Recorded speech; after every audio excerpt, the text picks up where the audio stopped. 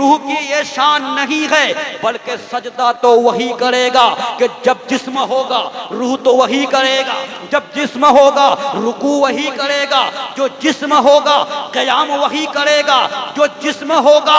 تو ملا علی قاری لکھتے ہیں کہ صرف روح نہیں تھی بلکہ وہ جسم بھی موجود تھا۔ تو پتا چلا کہ آدم تھے ان کا جسم بھی تھا، سیس تھے ان کا جسم بھی تھا، ہود تھے ان کا جسم بھی تھا، لوط تھے ان کا جسم بھی تھا، یونس تھے ان کا جسم بھی تھا، یوسف تھے ان کا جسم بھی تھا، زکریا تھے ان کا جسم بھی تھا، یحییٰ تھے ان کا جسم بھی تھا، موسیٰ تھے ان کا جسم بھی تھا، عیسیٰ تھے ان کا جسم بھی تھا۔ تو اگر نبی کے جسم کو مٹی کھا جاتی تو مسجد اقصی میں جسم کیسے آ گیا، کیسے آ گیا؟ تو پتا چلا کہ میرے نبی تو میرے نبی کے علاوہ جو بھی نبی ہے کسی نبی کے بدن کو مٹی نہیں کھا سکتی، مٹی نہیں کھا سکتی، چاہے آدم ہو، چاہے سیس ہو، چاہے لوط ہو، چاہے موسیٰ ہو، چاہے عیسیٰ ہو۔ اور ایک حدیث میں ابو داؤد کے اندر موجود ہے، خود میرے نبی نے فرمایا فَنَبِيُّ اللَّهِ حَيٌّ حَتَّى يُرْزَقَ، جو اللہ کا نبی ہوتا ہے وہ اللہ کا نبی زندہ ہے اور زندہ ہوتا ہے ان کو جنت سے روزی دی جاتی ہے۔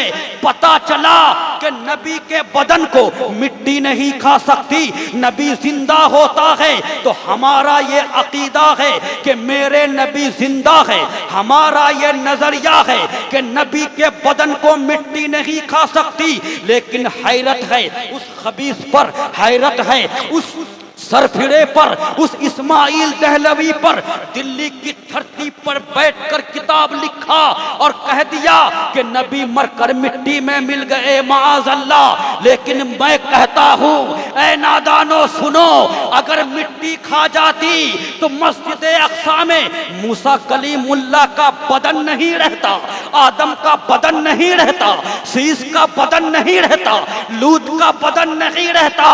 پتا چلا کہ بدن موجود ہے تو نبی کے بدن کو مٹی نہیں کھا سکتی۔ اس لیے ہمارا نظریہ بالکل پرفیکٹ ہے، بالکل مضبوط ہے، بالکل ٹھوس ہے۔ ہمارا نظریہ یہ ہے کہ ہم اہل سنن کا عقیدہ ہے واللہ وہابی جہنم کا کندہ ہے واللہ، جو مردہ کہے گا وہ مردہ ہے واللہ، تو زندہ ہے واللہ، تو زندہ ہے واللہ، میری چشم عالم سے چھپ جانے والے، میری چشم عالم سے چھپ جانے والے۔ میرے بھائی اگر میں تفصیلی گفتگو کروں تو بات بڑھتی جائے گی۔ آپ جو ابھی پنڈوا کی سرزمین پر حضرت مخدوم العالم علاء الحق پنڈوی کے مزار پہ جاتے ہیں، وہاں پر حضور اشرف الاولیاء نے ایک بہت ہی بے مثال اور بڑا ادارہ قائم کیا جہاں مفتی تک پڑھائی ہوتی ہے۔ نام کیا ہے پتہ ہے؟ مخدوم اشرف مشن۔ اسی کا ایک شعبہ چلتا ہے، شعبہ حفظ سعد اللہ پور میں، ہے کہ نہیں؟ اور ایک یہاں پر یہ انہی کا فیض ہے، انہی کا کرم ہے۔ وہ کچھوچا کی سرزمین سے آ کر اس وقت انہوں نے اسلام کو فروغ دیا، اور اس وقت حضور تاج الاولیاء فروغ دے رہے ہیں اپنے ہی والد بزرگوار کے نقش قدم پر چلتے ہوئے۔ کیوں؟ تاکہ علم دین سے بچے آراستہ ہو جائیں۔ اور علم دین کا مقام تو یہ ہے کہ اگر اس کی تفصیلی گفتگو کی جائے تو بات بڑی لمبی ہو جائے گی۔ میں مختصر میں یہ بتا دوں کہ اگر ایک جانور کو بھی علم ہو جاتا ہے، ایک جانور کو، تو وہ بھی اپنی قوم کا سردار بن جاتا ہے۔ انسان تو انسان، جانور کو بھی اگر علم آ جائے تو اپنی قوم کا سردار بن جاتا ہے۔ آپ کہیں گے اس پر دلیل کیا ہے؟ تو میں مختصر میں بتا دوں۔ حضرت سلیمان علیہ السلام، اس کا ذکر قرآن میں بھی ہے، حضرت سلیمان علیہ السلام کا لشکر جب وادی نمل میں پہنچا تو یہ چیونٹی وہ 9 میل کی دوری پر تھی، 9 میل کی دوری پر، اور 9 میل کو جب آپ حساب کریں گے کلومیٹر کے حساب سے تو غالباً 14.5 کلومیٹر پڑے گا.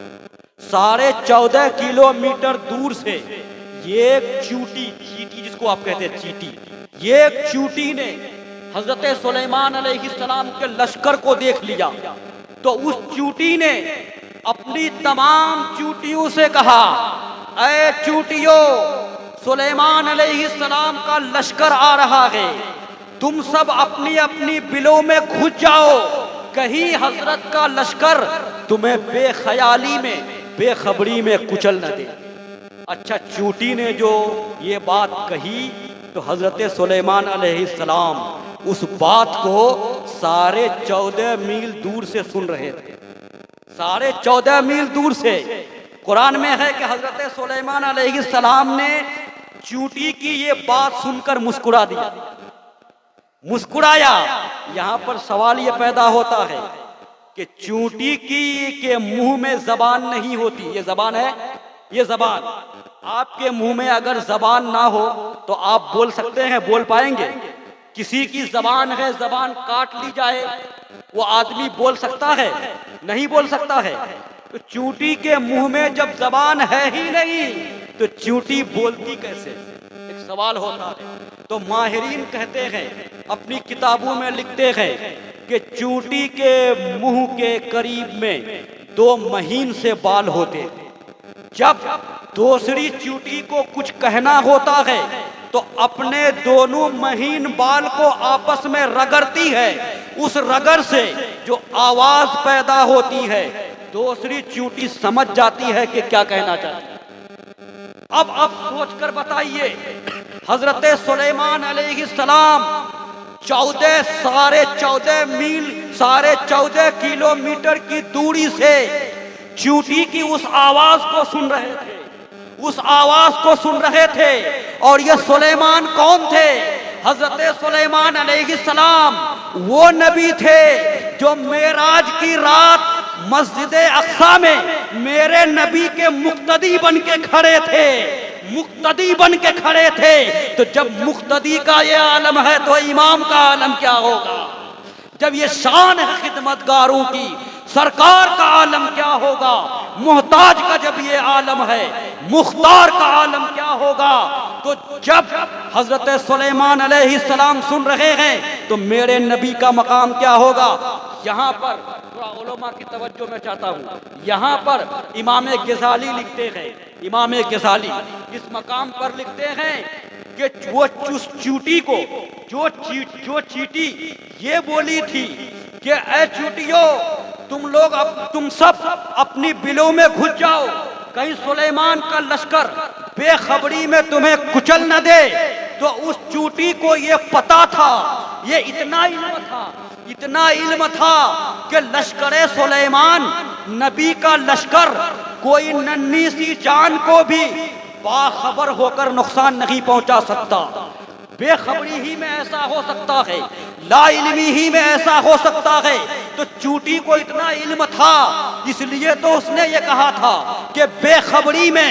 تو امام غزالی کہتے ہیں کہ اسی علم نے اس چیوٹی کو قیامت تک آنے والی تمام چیوٹیوں کی سردار بنا دیا، تمام چیوٹیوں کی سردار بن گئی اسی علم نے. تو علم کا یہ مقام ہے. اور یہ ایک بات یاد رکھیے کہ علم میں علم حاصل کر کے اگر عالم اپنی قوم کا سردار بنتا ہے تو وہ عالم گستاخ نہیں، عالم عاشق ہونا چاہیے، عالم عاشق. اس لیے کہ وہ چیوٹی عالم عاشق تھی، عالم گستاخ نہیں. تو پتا چلا کہ عالم عاشق ہو تو سردار بن جاتا ہے، عالم گستاخ ہو تو بیکار ہو جاتا ہے. یہی وجہ ہے کہ صدیق اکبر عالم عاشق تھے، صدیق اکبر بنے. عالم عاشق بنے تو فاروق اعظم، عالم عاشق بنے تو عثمان غنی، عالم عاشق بنے تو مولا علی، عالم عاشق بنے امام حسن، عالم عاشق بنے امام حسین، عالم عاشق بنے امام اعظم، عالم عاشق بنے امام جعفر، عالم عاشق موسیٰ کاظم، عالم عاشق امام باقر، عالم عاشق امام شافعی، عالم عاشق احمد بن حنبل، عالم عاشق امام مالک، عالم عاشق امام حسن، عالم عاشق امام زیاد، عالم عاشق امام یوسف، عالم عاشق امام محمد، عالم عاشق زکریا ملتانی، عالم عاشق غوث جیلانی، عالم عاشق خواجہ اجمیری، عالم عاشق بابا فرید، عالم عاشق قطب الدین، عالم عاشق نظام الدین، عالم عاشق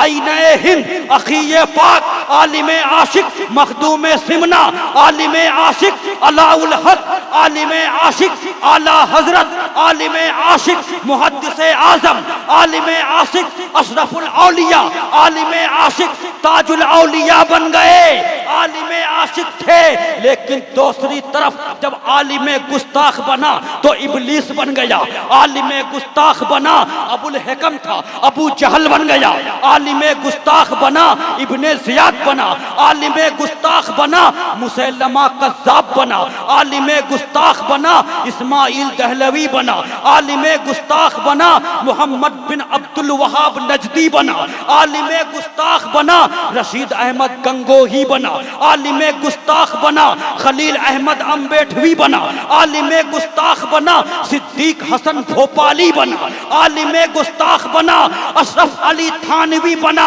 تو پتا چلا کہ سرکار سے وابستہ جو انسان نہیں ہے وہ لاکھ کرے کوشش مسلمان نہیں ہے، جس دل میں نہیں عشق شہن شاہ مدینہ، مردہ ہے وہ دل اس میں کوئی جان نہیں ہے۔ میرے بھائی عالم عاشق ہونا ضروری ہے، یہی وجہ ہے عالم عاشق بنا تو کچھوچا کی سرزمین پر بھی دین کا کام کیا اور بنگال کی دھرتی پر آ کر کر رہے ہیں، اور ابھی تو بیٹے کر رہے ہیں، کل ان کے والد بزرگوار کر رہے تھے، جن کو دنیا اشرف الاولیاء کے نام سے جانتی اور پہچانتی ہے۔ وہ بھی اتنے بڑے عالم تھے، اتنے بڑے عالم تھے کہ میں ان کے علم کی شان کو بیان نہیں کر سکتا کہ کتنے بڑے عالم تھے،